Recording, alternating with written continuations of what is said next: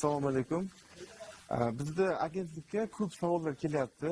Ya'ni asosiy savollar giya kollektorlar, ya'ni quyosh suv isitgichlari o'zi nima, u qanday ishlaydi, O'zbekistonda ishlab chiqariladimi yo faqat chet eldan keladimi degan savollar ko'p kelgani uchun biz bugun bitta giya kollektorni misolida sizlarga tushuntirib bermoqchi edik. Bunga mutaxassisni chaqirganmiz. Botir aka kelgan. Botir aka, assalomu alaykum. Botir aka, bizga endi ko'p savol kelyapti. Mana bugun bejizga emas, biz zavodga kelib, ya'ni O'zbekistonda quyosh suv isitgichlarini ishlab chiqariladigan zavod mavjud. Ular bir nechta, biz shuni bitta Toshkentda joylashganiga keldik va shu zavodda o'zidan sizlarga quyosh suv isitgichlari, ya'ni giya kollektorlarning qanday nimalardan tashkil topadi, qanaqa turlari bor, qanaqa jarayonni bitta tushuntirib bermoqchi edik. O'shaning uchun men birinchi Botir aka, bizga ko'p savol keladigan asosan bu giya kollektor nima, uni qanaqa turlari bor, qanday ishlaydi degan savollar ko'p berilyapti. Keyin shuni tomoshabinlarga oddiy sodda qilib tushuntirib bersak. Objon aka, rahmat. Men taklif qilganingiz uchun. Giya kollektor turlari 6 xil turlari bor. Buni bosqichlari ko'p. Bizda asosan O'zbekistonga mos keladiganlari shu bizni tavsiyalarimiz bosimsiz, bosimli bor. Bosimsiz va bosimlini ham hududlararo belgilanadi. Kimning uyida filtri bo'lsa, bosimli qo'ysa, maqsadga muvofiq bo'ladi. Filtri yo'q, suvlari qattiq joylarga bosimsiz qo'ysa yaxshi bo'ladi. Buni tavsiya qilamiz. Negaki bunda ishlash oson. Bosimsizda har qanaqa holatda bu tavsiya qiladigan bakimiz shu bosimsiz. Tushundim. Endi Botir aka, bu o'zi nima o'zi? Bu uyni qizdirish uchun moslamami yoki issiq suv qilib beradigan xo'jalikka moslamami, shu haqida. Nimani hisobiga ishlaydi, nimani hisobiga qizdiradi? Issiq suv qilib beradi. Shular haqida tushuntirib bersangiz. To'g'ri savol berdingiz. Bu uy isitishga moslanmagan.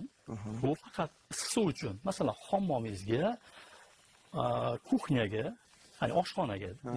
Issiq suv qayerga kerak bo'lsa, betovoy joylarimiz bo'ladi. Masalan, oshxona bilan hammomga zo'r yechim. Demak, xo'jalikka issiq suv qilib berish uchun mo'ljallangan qurilma. Bu nimani hisobiga ishlaydi? Nima hisobiga issiq quyosh nurida?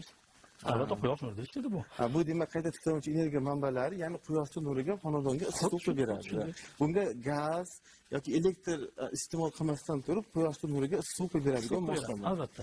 Faqat bitta bir narsani aytib o'tish joizki, odamlarga yolg'on bo'lmasligi uchun xalqimizga elektr tokidan foydalanadi. Faqat qishki mavsumda. Demak, tushundim Botir aka. Qishki mavsumda shunaqa paytlar bular qor ko'p yog'ib, bu mashina ustilarini qor bosib qolgan vaqtda, bulutli havolar bo'ladi. quyosh bo'lmagan va ustun to'liq qor bosib qolgan vaqtlari u tokdan foydalanadi. Bizda aholida juda ommabop bo'lgan Ariston deyiladi, Ariston deymiz, ya'ni elektr suv isitgichi. Elektr suv isitgichini sifatida ishlatsa ham bo'ladi. O'sha vaqtda bunda bizga mana bu tushuntirib berishdi. Mana bu teni bo'ladi. Bu ten o'sha elektr deylik, o'sha o'zingiz yaxshi tushuntirib bering. Bu elektrический ten deyiladi. Bunda ulanish jarayoni shundayki, qachon bulutli havo bo'lganda, masalan, bir haftalab bulutli havo bo'ladi, o'sha mahal odamlar savol paydo bo'ladiki, bulut bo'ldi-ku, quyosh yo'q, qanday bu suv isita oladi? Yo'q, bu mana shu ten bilan suv isitib beradi. Bu xohlagan gradusga qo'yishingiz mumkin buni. 35 gradusdan tortib 80 gradusgacha qo'yishingiz mumkin. Bemalol suvingizni isitib beradi. Muammosiz.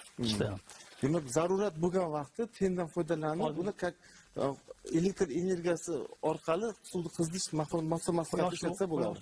Bu haligi sezonni deyiladi. Har yil davomida xizmat qiladigan bak bu tentli bo'ladi. Bu tentlarning bosqichi bor, boshqalari masalan faqat yozda ishlaydigani bor.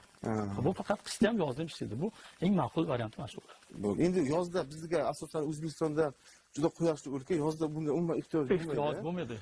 Asosan endi qishda bir yilda 12 oy bo'ladigan bo'lsa, o'sha qish oylarida balkim bir oy endi qorni yoqishiga qarab bu ten ishlashi mumkin, to'g'rimi? Yana bitta savol bo'lishi mumkin. Shu o'rinda kechqurun nimada ishlaydi deyishadi. Kunduzi suv tugatdi, kechqurun nimada ishlaydi? Albatta shu tent yordam beradi sizga. Kechqurun ham suvni isitib beradi. Demak, o'zi deylik, uzluksiz suvni isitib beradi bu. Botir aka, mana tushunarli bo'lish uchun yana bir marta, demak, ten, hozir agar tenni bilan ishlayotgan bo'lsa, odamlarga savol tug'ilishi mumkin. Bu oddiy Ariston ekan-ku deb. Bu Ariston, ya'ni dan farqi tarafi nimada buni? Bu misol uchun xo'jalikda foydalanadigan elektrda ishlaydigan suv isitgichlarini dan afzallik tarafi qachon ishlaydi, yil davomida hisoblaydigan bo'lsa, qanaqa ishlar haqida bir tushuncha bersangiz. Bu o'rinli savol berdik. Hozir hammada shunaqa tushuncha ketyapti. Deyarli ko'pchilik biz bilan bog'lansa aytishadiki, bu tenti bor ekan, bu qanday tejashimiz mumkin? Baribir to'rt sarf xarajat bo'lyapti, undan boshqa narsadan foydalansak bo'ladi. Yo'q. Aslo men u fikrlarga qarshiman. Bu tent degani faqat quyosh yo'q mahal 50 gradusga isitib beradi bu suvni. Masalan, uyda suv sovib qolmasligi uchun. Buni tejamkorlik tarafi, masalan, bitta aristoningizni, masalan, bir ariston uyga qo'yamiz, hozir suv isitgich, elektr suv isitgichni qo'yganimizda, u bir oyda deyarli, misol qilib aytaman, bu aniq fakt emas.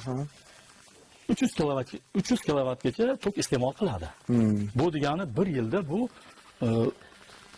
karra ko'paytirsak 12 oy ko'paysa 3600 kilovat bo'ladi, to'g'rimi? 3600 kilovat bo'lsa, bunda deyarli bunaqa xarajat yo'q. Bunaqa xarajat yo'q. Bir yillik statistikani olsak 3000 kilovatda o'rnini oladigan bo'lsa, 2 oyda. O'shanda 3000 kilovat ariston bilan suv va elektr suv isitgichi bilan xarajat qilishingiz mumkin. Bu uskunamiz. Umuman xarajat, o'sha xarajatdan xalos bo'lasiz. Masalan, 3000 kilovat sizga tejab beradi, foydada bo'lishi mumkin. Demak, bu quyoshning nuriga qizdirib bergani sababli shu 3000 oddiy elektr suv isitgichi orqali ketadigan xarajat 3000 kilovat. Bunda sarflamay, chunki quyoshning o'zi yetarli. Bu faqat qachon teng ishlaydi? Qish vaqtlari. Haqiqatan quyosh bo'lmagan vaqtlari O'zbekiston sharoitida sinab ko'rilgan, bir oy, 2 oy maksimum ishlashi mumkin. Demak, siz 3000 kilovat soat tejab qolinadi. Energiya samaradorligi, mana birinchi energiya samaradorligi, katta energiya samaradorligi shu yerdan ko'rishingiz mumkin. Tushunarli. Endi Botir aka, bizga savol, buni tuzilishini bir tushuntirib bering. Qanaqa nimadan iborat? Bu o'rinli savol. Nimadan tashkil topgan bu narsa? Chunki bu O'zbekistonda o'zimizda ishlab chiqarilyapti. Bu noyob narsa emas. Shuning uchun bitta aytib tushuntirib bersak shuni. Bo'l, Obidjon aka. Tent topsiz. Botir aka, demak shu ichki tuzilishlarini, quyosh suv isitgichini tushuntirib bersangiz. Buni Obidjon aka o'rinli savol berdingiz. Bu oddiy narsa, bitta murakkab haligi texnologiya yo'q. Bu oddiy mana usti har xil bo'ladi. Nержавейка bor. Bu hozir atsinkovniy zanglamas metal, zanglamas metal. Buni orasida pena bor, endi xalq tilida aytsak pena bor. Pena bor, ha. Hozir unga o'tamiz. Hozir batafsil tushuntiramiz. Pena bor. Buni ichida yana ichki baki bor, nержавейка. Zanglamas u metal. Bularda shisha bilan zanglamas metalni o'rtasida mana shu rezinoviy salnik deymiz. Xalq tilida shu bog'lab turadi. Suv oqib ketmasligiga hammasiga shu javob beradi. Bu shisha kolbamiz oddiy narsa bu. Bemalol buni hamma o'zi o'rnatib olsa ham bo'ladi bunisi. Deyarli sotib olib o'zi o'rnatib olsa bo'ladi. Bu ustida bo'lishi shart emas. O'zi o'rnatib, murakkab texnologiya. Bu mana shu salnik ichida bo'ladi. Bu salnikning hisobiga battan suv oqib ketmaydi. Shu suvda oqmasligiga, bakdan suv oqmasligiga shu ta'minlab beradi. Demak, mana bu yerda ichkarisida suv aylanadi ichiga kirib. Buni ichiga kirib suv, hozir bu bosi bu suvni ushlashi, bak bilan shishani orasida suvni ushlashi. Endi buni suvni aylanishi xususiyatlari, oddiy fizika qonuni deb sovuq suv hamisha og'ir bo'ladi, pastda yuradi. Issiq suv hamisha qizigandan keyin tepaga intiladi, tepadan yuradi. Buni jamlanmasi bakning ichida to'planadi. Issiq suv bakning to'planadi, bakning ichida to'planadi. Bu bakning ichida to'plangan, endi odamlarda yana savol paydo bo'ladi va buni ichida qanchagacha issiq suv turishi mumkin? Bir sutkaga plus minusi 10 gradus, 7 gradus 10 gradusgacha bu tasdiqlangan. Ya'ni agar 80 gradus suv bo'lsa, kechqurun bilan ishlatdingiz deylik, lekin shu ertalabgacha 70 gradusga tushib qolishi mumkin. Mana hozir oddiy tushuncha, masalan, bakda suv turibdi, hech kim ishlatmayapti. To'g'rimi? Suv turibdi bunda. Termosning hisobiga plus 7 plus 10 gradusga tushishi mumkin. Masalan, 80 gradusda bo'lsa, yo 100 gradusda bo'lsa, o'sha 90 ga tushishi mumkin, yo 93 bo'lishi mumkin. Bir sutka ichida. Deyarli bunda suv sovimaydi. Demak, issiqlik ushlab turadi. Issiqlik qochuvchanligi juda past ekan. Juda past. Endi bakni ichki tomoniga o'tganimizda bu tomonga ko'rsatsangiz, operatimizdan iltimos qilardik. Bu bakimizni ichki tomoni kesib ko'rsatilgan. Mana shu hozir bitta pena bilan quyilgan. Bu termos vazifasini bajaradi. Mana ichki tomoni nержавейка bak bo'ladi. Mana sodda tushuntirganini hozir ko'tarib ko'rsatamiz. Buni ham mana shu nержавейка zanglamas metaldan shu ishlab chiqariladi. Mana bu ko'rsatsangiz, mana bu haligi murakkab narsa yo'q, bitta murakkab texnologiya yo'q. Tushunarli. bo'ldi. Shu demak mana shu aylana ko'rinishda Aylana ko'rinishda bo'ladi. ko'rsatiladi. Boturjon aka, mana mexanizmlarni tuzilishlarini bilib oldik. Endi demak bu mexanizmda tomga qo'yiladi bu bak.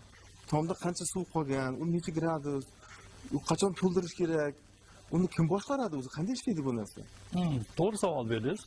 O'rinli bu savolga o'rinli savol. Bu aqlli boshqariladi, aqlli tizim orqali boshqariladi bu bakimiz. Ruxsat bersangiz sizga tushuntirsam. Qara bakimiz hozir ulovli turibdi bu ko'rsatish uchun. Bu aqlli tizim sohati bor. Ekranda ko'rinyapti. Sohatiga nastroyga, masalan, boshqaruvni shu sohatiga to'g'rilab qo'ysangiz ham bo'ladi. Batlarda suvni o'rni bor, suvni foizi bor, masalan 25, 50, 80, 100%. Mana bu joyda gradusni ko'rsatadi, haroratni ko'rsatadi, bakda ichki bakda haroratni ko'rsatadi. Masalan, dushga kirishingizdan oldin yo iste'mol qilishdan oldin, foydalanishdan oldin, to'g'riroq foydalanishdan oldin bemalol shu kontrolni ko'rib, nima holat, nima jarayon bo'lyapti, shuni kuzatishingiz mumkin. Masalan, suv kamroq bo'lsa, to'ldirib qo'yishingiz mumkin o'zingiz ruchnoy rejimdan va avto rejimga ko'proq biz aksariyat avtomatik rejimga qo'yamiz. O'zini boshqaradi. Bir marta qo'ydi, shu bilan unutdingiz buni. O'zi ishlayveradi. Shu asosan shunda boshqariladi. Hamma ma'lumot chetga kelib jamlanadi. Shuni demak, bu asosiy menyu bo'lib, bu orqali, ya'ni qancha suvimiz bor, o'sha suvimiz necha gradus, o'shalarni bemalol ma'lumotlarni ko'rib turishimiz mumkin. Shuningdek, buni avtomatik yoki ruchnoy rejimga o'tkazishlar mana shu orqali qisqa qo'yilgan miyasida tushuntirsak ham bo'ladi. Endi bunga suv quyish jarayoniga kelsak, masalan, bakimizda suv pasayib qoldi. Bu yerda magnetik klapan degan uskuna bor. Magnetik klapan. Bu shunday qulay narsaki, bakda me'yordan pasaydimi suvi?